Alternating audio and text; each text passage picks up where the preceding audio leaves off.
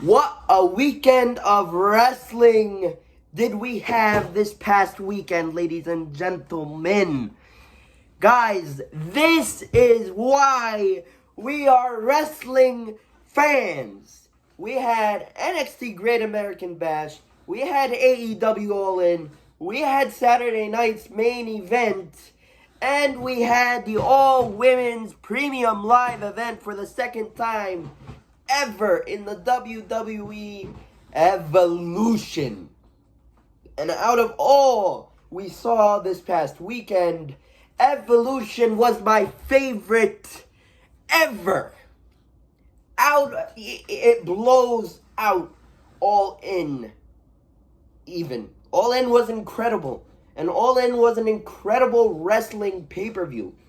But Evolution was also an amazing wrestling pay-per-view. But, guys, needless to say, anyone tells you, why are you a wrestling fan?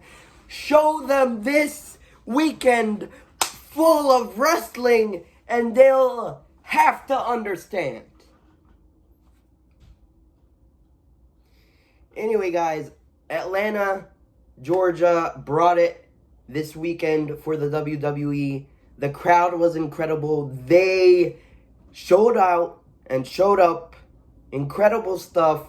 They were loud. They were energetic. They were amazing.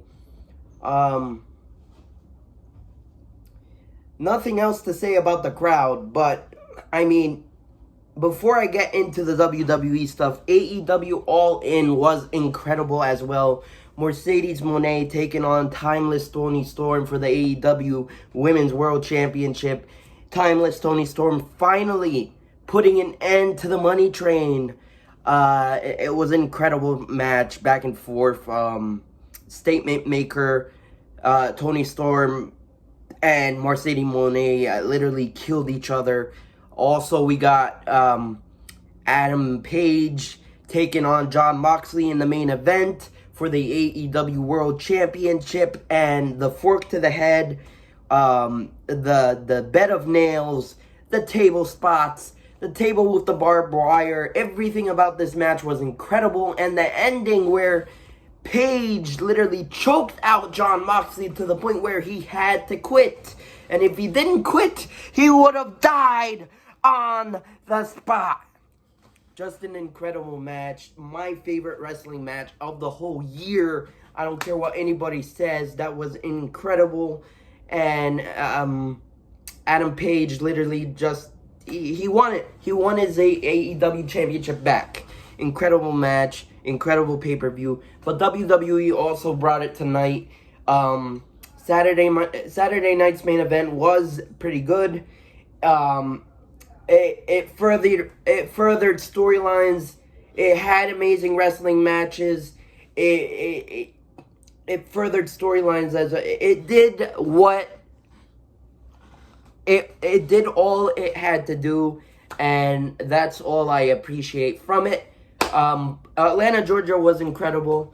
And without further ado, in today's video, I'm giving you guys my review of Saturday night's main event. So, the beginning match, the opener match, we had the Viper, the Legend Killer, Randy Orton taking on the Scottish Psychopath in Drew McIntyre. Jelly Roll was in Randy Orton's corner. Logan Paul was in Drew McIntyre's corner. And at any time Randy Orton and Drew McIntyre reunite, get back into the ring together, and reunite this feud, they put out a banger. This match was an incredible match. Randy Orton and Drew McIntyre know each other really well, going back to their feud for the WWE Championship. Just an incredible match, and in the end, I mean, Drew McIntyre took out Randy Orton. Randy Orton took out Drew McIntyre. They both wanted to kill each other. In the end, Logan Paul confronts Jelly Roll. The Jelly Roll takes him out with a right hand, or like pushes him over. And then Drew McIntyre gets he gets distracted, and that leads to Randy Orton RKOing Drew McIntyre for the 1-2-3. Randy Orton beats Drew McIntyre. Logan Paul attacks Randy Orton. And then Jelly Roll pushes him over with a right hand, or like punches him with a right hand. And now at SummerSlam, it is official as we have Randy Orton and Jelly Roll, Team RK Roll, taking on the Scottish psychopath Drew McIntyre and Logan Paul in a tag team match. And I don't care what anybody says, this isn't about wrestling. This is purely about entertainment. All four of these men are happy to do it for us and happy to put it on for us. And I cannot wait. All four of these want to kill each other. And I'm pretty excited for it. It is pure entertainment. It's not about wrestling here, but it's pure entertainment. And I cannot wait to see this match, to have a fun time, because that's what wrestling is all about. Watching some brutality and also entertainment. Like Triple H said, there's something for everybody, and I cannot wait for this match. The next match on deck we had, well, the next thing I'm going to talk about is Jade Cargill, Queen Cargill, and Miss Money in the Bank being in the back of her and literally destroying one another next to the crowd. And they literally broke out into a brawl. Nick Aldis comes out and announces that in their Evolution match, which I'll cover in my next video, in their Evolution match, they are gonna have a special guest referee for their match, and none other than the EST of WWE, Bianca Belair. The big three have been reunited for this match, and rightfully so. I'm glad that special guest referee was the EST of Bianca Belair. It added to the storyline, and I think unless Jade Cargill wins here at SummerSlam and beats Tiffany Stratton for the Women's Championship, which I think is going to happen, and unless Survivor Series goes back to Monday Night Raw versus SmackDown, I think Jade Cargill versus Naomi, that feud is done and over with.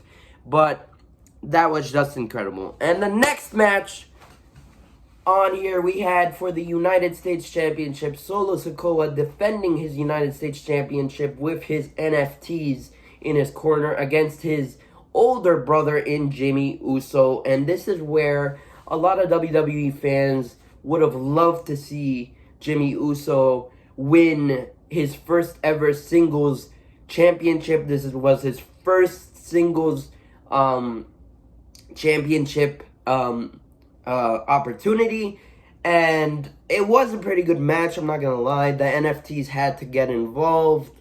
Jimmy Uso, there was one time where we thought Jimmy Uso was gonna win with this triple super kicks or double super kicks, and then he went for the splash. And Solo Sikoa kicked out of two.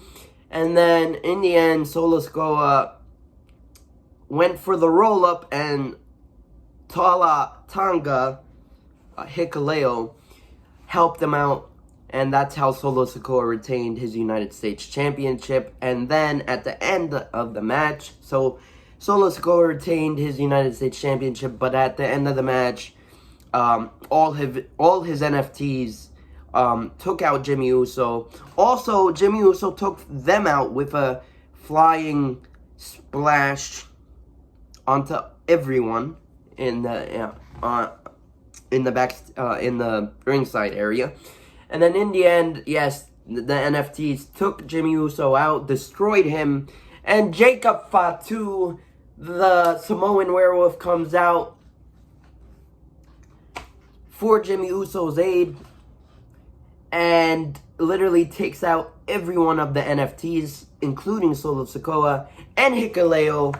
But that match, seeing that photo between Jacob Fatu and Hikuleo, I'm going to call him Hikuleo because I don't like Tonga, whatever. And I want to see that match happen. Before the year ends, I want that match to happen. I don't care if it's a War Games match. I don't care if it's... No, I want that one-on-one match between Hikuleo and Jacob Fatu. That would be an incredible match. But honestly, from here, I don't know where they go into SummerSlam. Because SummerSlam, we are fastly approaching SummerSlam. SummerSlam is literally 2 weeks away from the first ever two-night SummerSlam. I don't know where they go from here. But yes, Solo Sikoa retains his United States Championship.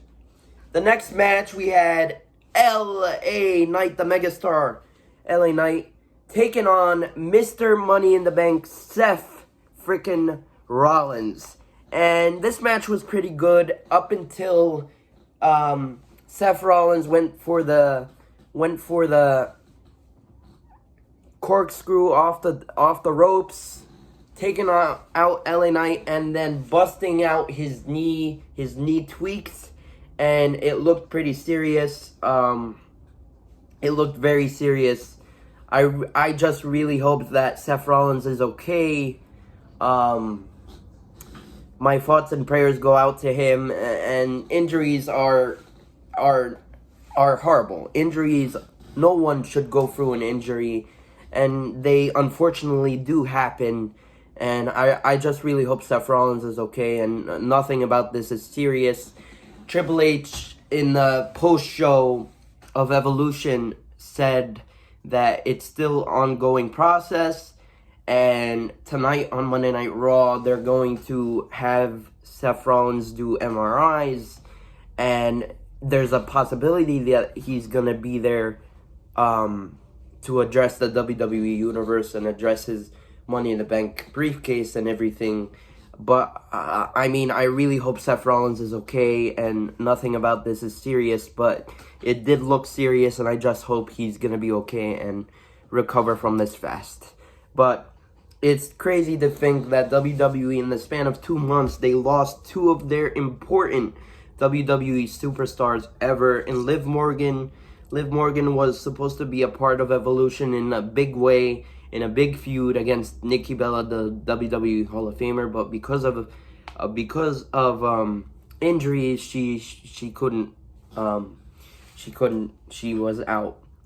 But anyway, in the end, LA Knight went for that BFT and won the match. I'm happy that he won, and I did hear that Roman Reigns was supposed to return, but because of what happened and Seth Rollins' injury, the whole stuff was scrapped, and it did not happen. But I mean, I really hope Seth Rollins is okay, and I really hope he can bounce back as soon as he can. I mean, injuries suck, and injuries suck, man, and no one should ever go through injuries, but unfortunately they do happen. And the main event of the show, we had WWE World Heavyweight Champion Gunther, the Ring General, taking on Goldberg as Goldberg, the 100-0 man. Back in ECW, this man was incredible and a beast and a goat and a boat and everything you ever can say about a WWE wrestler. And I don't care. I don't care what anybody says about this man. I respect this dude. I love this dude. I popped when he won the Universal Championship from Kevin Owens, even though, like, it sucked. At the time, I hated Kevin Owens, so I don't care. I love Goldberg, and I popped for it. I loved when he beat The Fiend, even though, yes, it sucks for both of them, but I'm not even a mark for this man, but I love this man. I love this man when he was in ECW. I love this man when he won the Universal Championships, even though it sucked for Kevin Owens and The Fiend. Even more The Fiend now that Bray Wyatt passed away in 2023. Wow, it's been 2 years? Oh my gosh, no way. But yeah, this match shocked me, actually. A lot of people hated Saturday night's main event, or the concept of the show, because of this match happening and because of this match main eventing the show. But, I mean, it was a pretty good match. I'm not gonna lie. Gunther is an amazing technical wrestler. Goldberg was incredible wrestler, and he called his shot. He said that this is his retirement match, and it was an incredible retirement match. Goldberg never lost a step. 28-year career of Goldberg. The whole show was recapping his career, and there was one point of the match where I thought literally that Goldberg was going to win. He literally hit Gunther with the spear. He literally hit Gunther with that jackhammer. The ref was down because Goldberg speared the ref. And there was a ref bump. That's why Gunther took out his leg brace and went to assault his son. His son jumped the barricade, and that's when Goldberg hit him with the spear and the jackhammer. But because of that knee, he couldn't recover. He couldn't he couldn't go for the cover, and that's what costed him, because he only got a 2.5 count. And that's when Gunther went for the kill, as he choked Goldberg out, and he sent Goldberg packing. I'm going to say it was the right call. Gunther retained, sending Goldberg packing, but that was a great way to end Goldberg's career. Goldberg never lost in Atlanta, in his hometown. He always won, and that was just a great match. Saturday night's main event was a pretty good match. Oh, and NBC, what was funny, NBC and WWE literally cut his promo in front of all his family. I found that pretty funny, but I mean, it was pretty disrespectful from Goldberg, and NBC did apologize. Also, WWE apologized as well. Anyway, guys, what did you guys think of Saturday night's main event? I know it wasn't they're not even premium live events, but it was a pretty good show. I mean, it sucked. It sucked because of Seth Rollins' injury, but it did what it had to do. The only thing horrible about it was the injury, of course, but it did what it had to do. It furthered Naomi and Jade Cargill's storyline to Evolution, and I will be talking about Evolution in my next video. But yeah, it did what it had to do. Anyway, guys, I'll see you guys in my next video, but until then, peace, love you guys.